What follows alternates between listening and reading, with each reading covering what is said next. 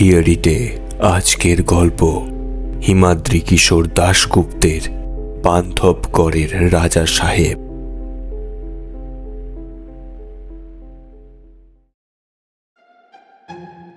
শেষ ফরেস্ট লজে গিয়ে খোঁজ নিয়ে গাড়ির কাছে এসে সৈকত বলল, না রে, কোনো ঘর খালি নেই। অনেক করে ম্যানেজারবাবুকে অনুরোধ করলাম, রেজিস্টার দেখালো লোকটা, 7 দিনের আগে কোনো ঘর পাওয়া যাবে না। কি ডিসিশন নিবি বল? বুঝতে পারলাম ঘর বুকিং না করে বান্ধবগড়ে আসাটা যথেষ্ট বোকামি হয়েছে। ট্যুরিস্ট সিজন, এই সময়ে সারা দেশ থেকে লোক মধ্যপ্রদেশের এই বান্ধবগড়ে বাঘ দেখতে আসে। কলকাতা থেকে গাড়ি নিয়ে লং ড্রাইভে আজই বান্ধবগড়ে পৌঁছেছি আমরা। গাড়িটা একটা ছোট্ট চা গুমটির সামনে দাঁড় করানো। গুমটির কাঠের বেঞ্চে বসেছিল ত্রিদীপ। আমি দাঁড়িয়ে গাড়ির বনেটে হেলান দিয়ে। সৈকতের কথা শুনে ত্রিদীপ বেশ হতাশভাবে বলল, তাহলে কি হবে? বাঘ দেখা ভাগ্যে নেই, বরং এখান থেকে অমরকণ্টক বা খাজুরাহো চলে যাই। দরজা খুলে আমরা গাড়িতে উঠতে যাব, এমন সময় একজন হিন্দিতে বলল, সাহেবরা এখানে এসব বাঘ না দেখেই ফিরে যাবেন? গলা শুনে পিছনে ফিরে দেখি একজন লোক, মাঝবয়সী, মাথায় পাগড়ি, পরনে ধুতি ফতুয়া। দেখে স্থানীয় বলেই মনে হচ্ছে। লোকটা অনেক মুহূর্ত চুপ করে থেকে বলল, আমি আপনাদের থাকার ব্যবস্থা করতে পারি, বাঘও দেখাতে পারি। ত্রিদীপ বিস্মিত হয়ে বলল, তাই নাকি? আপনি কি হোটেল টোটেলের লোক? সে বলল, না, আমি হোটেলের লোক নই, তবে এখানে সব হোটেলের লোকই আমায় চেনে। আমার নাম মঙ্গল সিংহ। এখানে থেকে ঘন্টা 4 দূরের জঙ্গলের ভিতরে এক জায়গায় থাকি। জায়গাটাকে বলে রাজা সাহেবের হাভেলি। আমি সেখানে আপনাদের থাকার ব্যবস্থা করব, বাঘও দেখাবো। কথাগুলো বলে আমাদের উত্তরের আশায় তাকিয়ে রইল। লোকটার কথা বলার ভঙ্গিতে এমন একটা আহ্বান আছে যে আমরা না করতে পারলাম না। মঙ্গল সিংহকে নিয়ে গাড়িতে উঠে বসলাম। চালকের আসনে ত্রিদীপ। মঙ্গল সিংহ ত্রিদীপের পাশের সিটে বসে রাস্তা দেখিয়ে নিয়ে চলল। পর্ণমোচী বৃক্ষ, বিশেষত শালের জঙ্গল আর ঘাসবন। মঙ্গল সিংহের নির্দেশে কখনো তার মধ্য দিয়ে কখনো জঙ্গলকে বের করে দিয়ে এগিয়ে চললাম। ক্রমশ ঢুকতে লাগলাম গভীর অরণ্যের মধ্যে। দূরে নীল আকাশের প্রেক্ষাপটে দাঁড়িয়ে আছে সাতপুরা পাহাড়। আমরা এগোচ্ছি সেদিকেই। মঙ্গল সিংহ মাঝে মধ্যে বলতে লাগলো জঙ্গলের নানা খবর। যাত্রাপথে আমরা দেখতে পেলাম একদল চিতল হরিণ আর একটা ক্রেস্টেড সার্পেন্ট ঈগল। গাড়ি থেকে নেমে বাড়িটার দিকে তাকিয়ে অবাক হয়ে গেলাম। এমন ঘন জঙ্গলের মধ্যে এত বড় বাড়ি। বাড়িটা অবশ্য অনেক পুরানো, তা দেখেই বোঝা যাচ্ছে। দোতলার কারুকাজ করা রেলিং, ছাদে কার্নিশ সব খসে গিয়েছে। দেউরির দুপাশে অস্ত্র হাতে দাঁড়ানো পাথরের মূর্তির মাথা ভাঙা, স্তম্ভের ইট বেরিয়ে পড়েছে, পলেস্তরাহীন দেওয়াল। জানতে চাইলাম জঙ্গলের মধ্যে এত বড় বাড়ি কে বানিয়েছিল? মঙ্গল সিংহ বলল, পুরো বান্ধবগড়টাই একসময় মেয়ারের মহারাজাদের প্রাইভেট শিকারের খেলার জায়গা ছিল। তারাই বানিয়েছেন। রাজপুরুষরা শিকার খেলতে আসতেন, বহু সাহেবও এসেছেন। হাভেলির ওই যে ওখানে উঁচু ছাদওয়ালা জায়গাটা দেখছেন, ওখানে হাতি রাখা থাকতো। তারপর একসময় রাজরাজাদের যুগও শেষ হয়ে গেল, শিকার খেলাও শেষ হয়ে গেল, আর তার সঙ্গে এর রমরমাও। তবে এখনও এটা প্রাইভেট প্রপার্টি। ত্রিদীপ বলল, এখানে কারা থাকে? মঙ্গল সিংহ একটু হতাশভাবে বলল, কে আর থাকবে, শুধু আমি আর রাজা সাহেব। রাজা সাহেব মানে? জানতে চাইল সৈকত। মঙ্গল সিংহ জবাব দিল, উনি একজন রাজবংশধর, প্রায় 90 বছর বয়স। আপনাদের সঙ্গে পরিচয় করিয়ে দেব। এবার ভেতরে চলুন। বাড়িটার অধিকাংশ ঘরই বাসযোগ্য নয় বলেই মনে হলো। কোনো ঘরে তেমন কোনো আসবাবও নেই। বেশ কয়েকটা ঘর অলিন্দ পেরিয়ে আমাদের নিয়ে দোতলার একটি বারান্দায় উঠে এলো মঙ্গল সিংহ। বারান্দা সংলগ্ন বেশ কয়েকটা ঘর। এ জায়গাটা বেশ সাফ সুতরা। বারান্দায় ওঠার পর 3টে জিনিস আমাদের দৃষ্টি আকর্ষণ করল। দেয়ালের গায়ে টাঙানো আছে একজন যুবা রাজপুরুষের বিরাট তৈলচিত্র। তার পরনে জরির পোশাক, গলায় মুক্তোর মালা, মাথায় পালক গোঁজা, রত্নখচিত পাগড়ি। আর এ ছবির দুপাশে টাঙানো একটা স্টাফ করা বিরাট বাঘের মাথা। অন্য পাশে একটা বন্দুক। বাঘের চোখ দুটো যেন এখনো জ্বলছে। মঙ্গল সিংহ বলল, রাজা বাবুর ছবি। বন্দুকটা দিয়ে বাঘটা শিকার করেছিলেন তিনি, এই হাভেলির কাছাকাছি জঙ্গলের মধ্যে। কথা বলতে বলতে আমাদের থাকার জন্য একটা ঘর খুলে দিল মঙ্গল সিংহ। হাভেলির হাতায় কয়েকটা চেয়ার পেতে আমাদের বসার ব্যবস্থা করে দিয়ে গিয়েছে মঙ্গল সিংহ। আলো বলতে পাশে রাখা একটা হারিকেন, অন্য কোনো আলো নেই চারপাশে। খাওয়া দাওয়া সারা। রাত প্রায় 8টা বাজে। মঙ্গল সিং বলে গেছে কাল ভোর 5টায় আমাদের বাঘ দেখাতে নিয়ে যাবে। আমরা যেন রাত 9টায় শুয়ে পড়ি। রাতে হয়তো ঘর থেকেই বাঘের ডাক শোনা যেতে পারে, চারপাশেই তো জঙ্গল। পরদিন ভোরে বাঘ দেখব আমরা, তাই ভিতরে ভিতরে বেশ উত্তেজিত। জায়গাটাও বেশ পছন্দ হয়েছে আমাদের। অন্য ট্যুরিস্টদের কোনো হল্লা নেই এখানে। কিছুটা তফাতেই চাঁদের আলোয় দাঁড়িয়ে আছে গভীর শালবন। গল্প করছিলাম আমরা।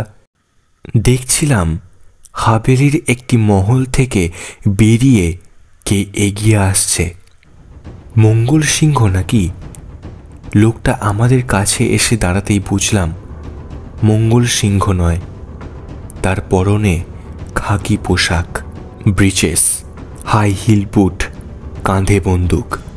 দীর্ঘদেহী একজন লোক, তবে বয়সের ভারেই সম্ভবত এখন একটু নুজ্জ। লোকটার সামনে দাঁড়িয়ে বলল, আমি এই হাভেলির রাজা সাহেব, পরিচয় করতে এলাম।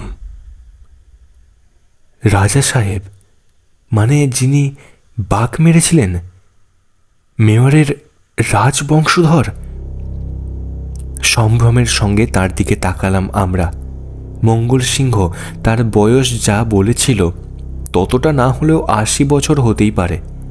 ভ্রু, বিরাট গোঁপ সব দুধ সাদা হয়ে গিয়েছে, চামড়াও কুঁচকে গিয়েছে।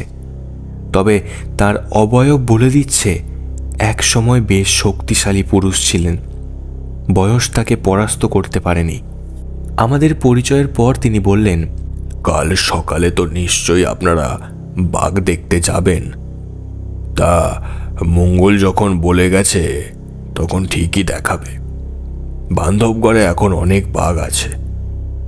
তারপর একটু থেমে তিনি বললেন, তবে সেই রাজা বাঘের মতো কোনো বাঘ নেই যার মাথা আপনারা দেখেছেন। সম্ভবত 50 বছর আগে যে বাঘটা আমি শিকার করেছিলাম, বান্ধবগড়ের রাজা বাঘ, নরখাদক বাঘ।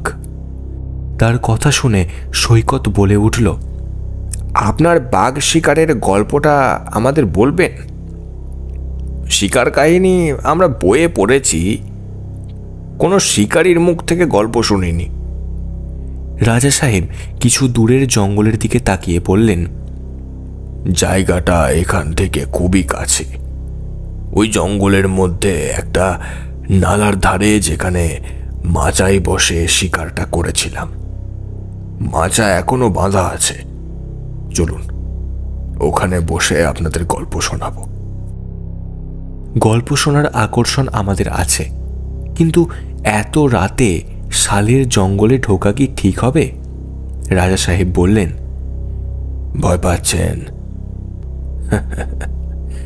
আমার বন্দুক তো আছেই। জীবনে কোনোদিন 2টো গুলি ছুড়িনি। এক গুলিতেই নিকেশ হয়ে যেত শিকার। কথাগুলো বলে বিড়বিড় করে তিনি যেন বললেন, সাহস ছিল বটে মহেন্দ্র সিংহের। এই কথার মানে ঠিক বুঝতে পারলাম না। গা ছমছমে শালের জঙ্গলের মধ্য দিয়ে মিনিট 10 হেঁটে আমরা পৌঁছে গেলাম সেখানে। শাল গাছের খুঁটির ওপর ফুট 10 উঁচু একটা মাচা। এই মাচাটার পরে তৈরি। কাঠের পাটাতনের সিঁড়ি বেয়ে আমরা মাচার ওপর উঠে বসলাম। সামনে কিছুটা তফাতে মানুষ সমান উঁচু ঝোপঝাড়। সেই জঙ্গল কিছুটা এগিয়ে শেষ হয়ে গিয়েছে একটা শীর্ণ নদীর মরা খাতে। নালার ওপাশে শুরু হয়েছে গভীর জঙ্গল। সে জঙ্গল উঠে গিয়েছে চন্দ্রালোকিত সাতপুরা পাহাড়ের ঢালে। সে পাহাড়ের দিকে তাকিয়ে রাজা সাহেব বলতে শুরু করলেন তার গল্প।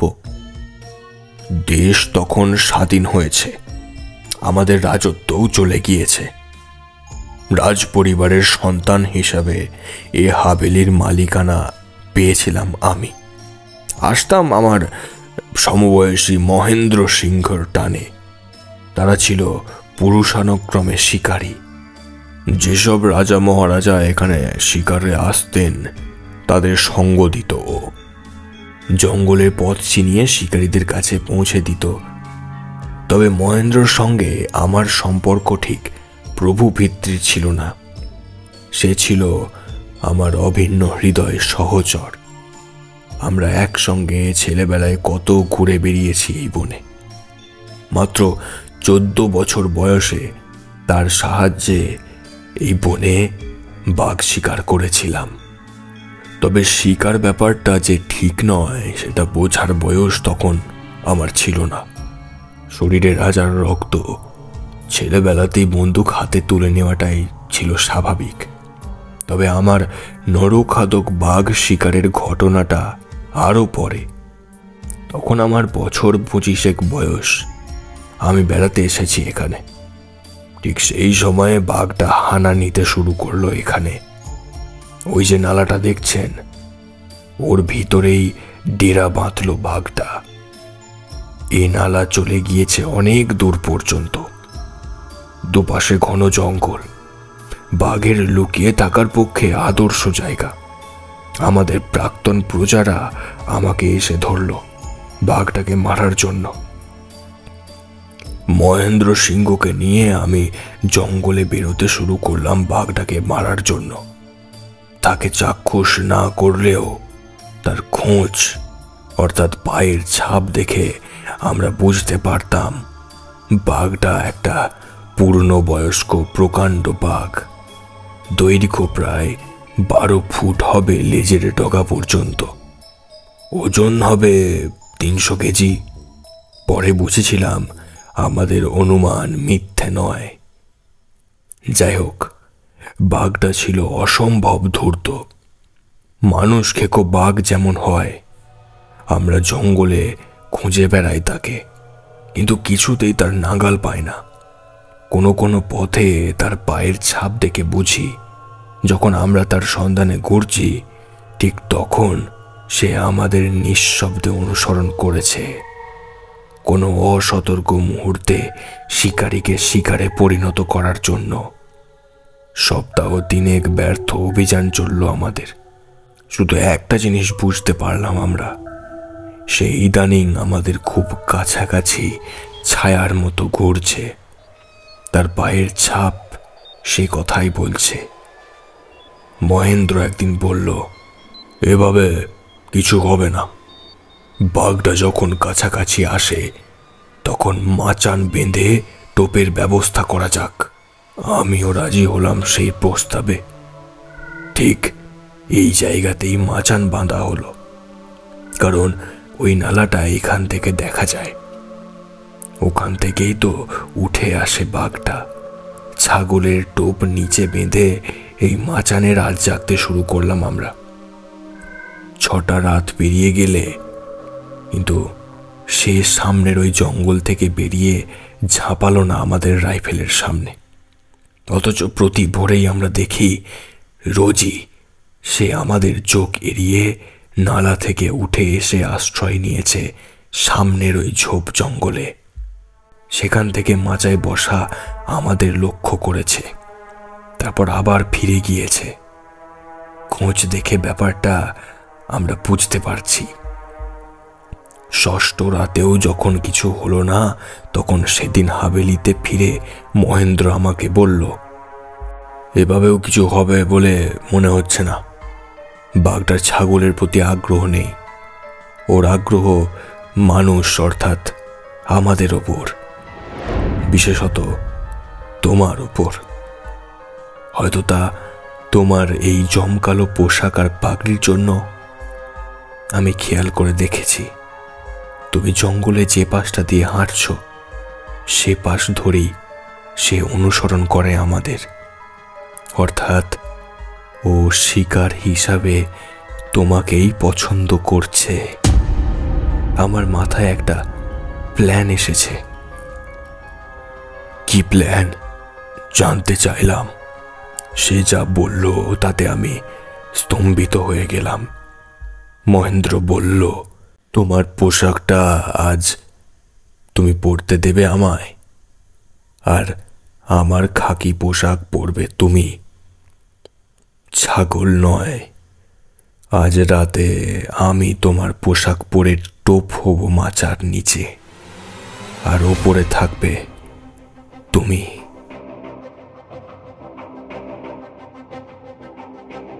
আজ চাঁদনি রাত, ও তোমার নজর এড়াতে পারবে না। আর তারপর তুমি তাকে কথা শেষ করতে না দিয়ে আমি বলে উঠলাম, কি বলছো তুমি? এ যে আত্মহত্যার শামিল। না, এ কাজ করা যাবে না। মহেন্দ্র হেসে বলল, তুমি ঘাবড়াচ্ছ কেন? বাঘ যত দ্রুত ঝাঁপাক, একটা গুলির সুযোগ তুমি পাবেই, তাতেই কাজ হবে। তোমার সঙ্গে বহু শিকারে গিয়েছি আমি, তোমার হাতের ওপর আমার ভরসা আছে। আমার নিশানার ওপর নিজের যথেষ্ট ভরসা আছে। তবু তাকে বোঝাবার চেষ্টা করতে লাগলাম আমি। ব্যাপারটা যথেষ্ট ঝুঁকিপূর্ণ, কিন্তু শেষ পর্যন্ত তার জেদের কাছে হার মেনে গেলাম আমি। সেদিন বিকালে আমার পোশাক পরল মহেন্দ্র, আর তার পোশাক গায়ে দিলাম আমি। দুজনে হাজির হলাম এখানে। মহেন্দ্র রইল নিচে, আর আমি বন্দুক নিয়ে মাচার ওপরে উঠে বসলাম। এক সময়ে জঙ্গলে অন্ধকার নামল, তারপর চাঁদ উঠল। ঠিক আজ রাতের মতোই চাঁদের আলোয় উদ্ভাসিত জঙ্গল। সময় কাটতে লাগলো। ঘন্টা 3-4 দাঁড়িয়ে থাকার পর মহেন্দ্র আমাকে একটা ইশারা করে ওই ঝোপ ভেঙে এগোতে শুরু করলো নালার দিকে। তার উদ্দেশ্য বুঝতে পারলাম না। সে নালার দিকে এগোচ্ছে নরখাদকটাকে প্রলুব্ধ করে তার পিছন পিছন এখানে টেনে আনার জন্য। ভয়ঙ্কর ব্যাপার, কিন্তু তখন তাকে বাধা দেওয়ার উপায় নেই। চিৎকার করলে বাঘটা কাছাকাছি থাকলে মহেন্দ্রের ওপর আরো বিপদ হতে পারে। আস্তে আস্তে সে হারিয়ে গেল নালাটার দিকে। আমরা তন্ময় হয়ে তার গল্প শুনছিলাম। সৈকত বলল, তারপর কি হলো? রাজা সাহেব তাকে থামিয়ে দিয়ে বলে উঠলেন, চুপ চুপ, একদম চুপ। ওই তো দেখুন, মহেন্দ্র নালা থেকে উঠে আসছে।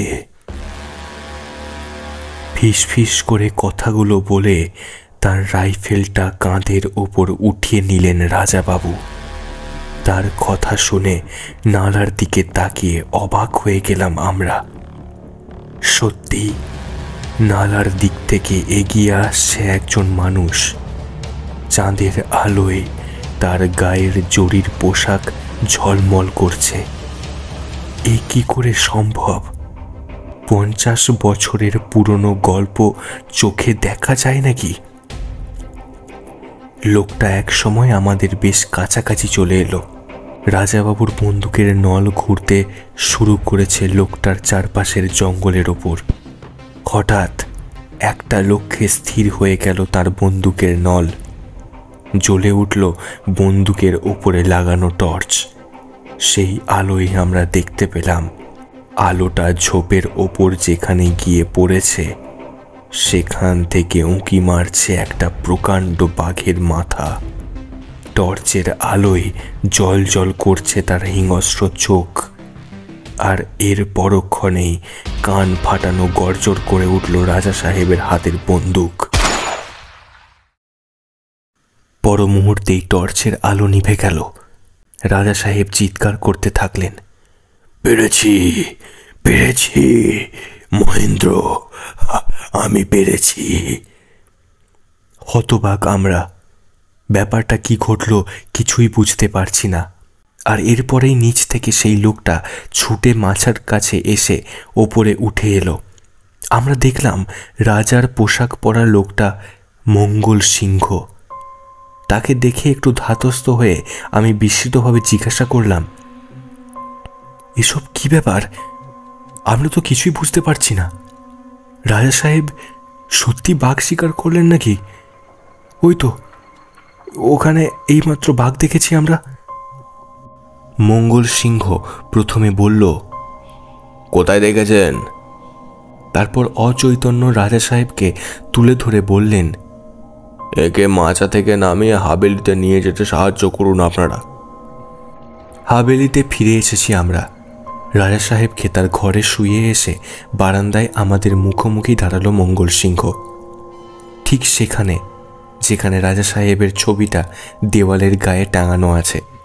মঙ্গল সিংহ কয়েক মুহূর্ত চুপ করে থেকে বলল, আপনারা যা দেখলেন তা সবই সাজানো ঘটনা। আমি বললাম, তার মানে? সে বলল, আপনারা নিশ্চয়ই রাজা সাহেবের মুখ থেকে তার বাঘ শিকারের গল্প শুনেছেন। বাকিটা আমি আপনাদের শোনাচ্ছি। সত্যি সে রাতে মহেন্দ্র সিংহের প্রাথমিক উদ্দেশ্য সফল হলো। নরখাদকটা ছিল নালার মধ্যে। মহেন্দ্র সিংহকে রাজা সাহেব ভেবে তার পিছন পিছন উঠে এলো বাঘটা, কিন্তু ধূর্ত বাঘ এমনভাবে ঝোপঝাড়ের মধ্য দিয়ে গুঁড়ি মেরে এলো যে মাচায় বসা রাজা সাহেব প্রথমে দেখতে পাননি তাকে। মাচার নিচে এসে দাঁড়ালো মহেন্দ্র সিংহ। সেও সম্ভবত টের পায়নি বাঘটার উপস্থিতি। আর এরপরই বাঘটা একটা ঝোপ থেকে বেরিয়ে কোনাকুনিভাবে ঝাঁপ দিল তাকে লক্ষ্য করে। রাজা সাহেবও সঙ্গে সঙ্গে গুলি চালালেন, কিন্তু প্রথমবার তার গুলি লক্ষ্যভ্রষ্ট হলো। তবে দ্বিতীয় গুলিটা ফুঁড়ে দিল নরখাদকের হৃৎপিণ্ড। দুটো গুলির মধ্যে ছিল মুহূর্তের ব্যবধান। তবু তারই মধ্যে যা ঘটার ঘটে গেল। রাজা সাহেব যখন মাচা থেকে নিচে নামলেন তখন মাটিতে পড়ে থাকা দুটো দেহই ছিল প্রাণহীন। ওই মুহূর্তের ব্যবধানই নরখাদকটার দাঁত বসিয়ে দিয়েছিল মহেন্দ্র সিংহর ঘাড়ে। এ ঘটনার পর রাজা সাহেবের মনে ধারণা জন্মালো যে মহেন্দ্রের মৃত্যুর জন্য তিনি দায়ী। এই গ্লানি থেকে মুক্ত হতে পারলেন না তিনি, থেকে গেলেন এই হাবেলিতে। মহেন্দ্রের শিশুপুত্রকে তিনি মানুষ করার দায়িত্ব নিলেন, কিন্তু পরে মাথাটাও খারাপ হলো। চাঁদনি রাত হলেই তিনি বন্দুক হাতে বেরিয়ে পড়তে শুরু করলেন জঙ্গলে। তার মনে হয় নরখাদকটা আর মহেন্দ্র আজও ঘুরে বেড়াচ্ছে জঙ্গলে।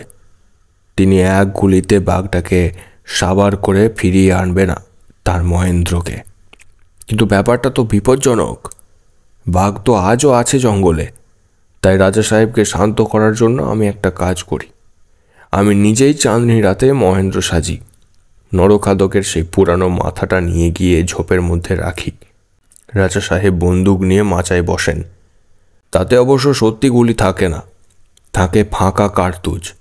ওতে শুধু আগুন আর শব্দ হয়। আমি যখন নালা থেকে উঠে আসি তখন ঝোপের ওপর আলো ফেলে বাঘের মাথাটা দেখতে পেয়ে গুলি চালান তিনি। ব্যাপারটাকে সত্যি ভেবে এরপর বেশ কিছুদিন শান্ত থাকেন রাজা সাহেব। আমার পরিচয়টা এবার বলি। আমি হলাম মহেন্দ্র সিংহের সেই ছেলে। মঙ্গল সিংহের গল্প শুনে আশ্চর্য হয়ে তার দিকে তাকিয়ে রইলাম। সে চলে যেতে গিয়েও দাঁড়িয়ে পড়ে বলল, তবে বাঘ কিন্তু দেখা হয়ে গিয়েছে আপনাদের। আমি বললাম, মানে? আজ জঙ্গলে যাওয়ার পর খেয়াল হলো স্টাফ করে বাঘের মাথাটা নিয়ে যেতে ভুলে গিয়েছি। এই তো এখনও আপনাদের সামনেই টাঙানো আছে মাথাটা। যাকে আপনারা জঙ্গলে দেখেছেন সেটা আসল বাঘ। আপনারা খেয়াল না করলেও মাছায় ওঠার পর আমি তাকে দূরে চলে যেতে দেখেছি। প্রকাণ্ড একটা বাঘ। সাধারণত ও বাঘটা এদিকে আসে না। রাজা সাহেবের বন্দুকে গুলি ছিল না। ইচ্ছা করলেই ও মাচা থেকে টেনে নিয়ে যেতে পারতো কাউকে। কাল তার সঙ্গে আপনাদের মোলাকাতের চেষ্টা করব।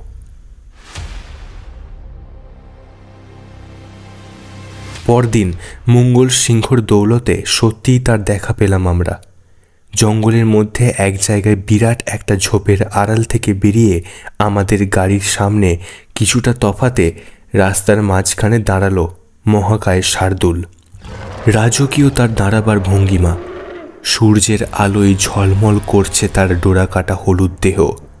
ভাবখানা এমন সে যেন আমাদের খেয়ালই করেনি। আমরা নিস্পন্দ হয়ে তাকিয়ে আছি তার দিকে। মঙ্গল সিংহ চাপা স্বরে মন্তব্য করল, বান্ধবগড়ের আর এক রাজা সাহেব, অরণ্যের রাজা। ঠিক সেই মুহূর্তে আমার মনে পড়ল গতকাল রাতে শোনা মঙ্গল সিংহের কথাগুলো। রাজা সাহেব বন্দুকে গুলি ছিল না। ইচ্ছে করলেই মাচা থেকে টেনে নিয়ে যেতে পারতো কাউকে। মঙ্গল সিংহের ডাকই সংবিত ফিরল আমাদের। সে বলল, চলুন এবার হাভেলিতে ফিরতে হবে। রাজা সাহেব সেখানে অপেক্ষা করছেন।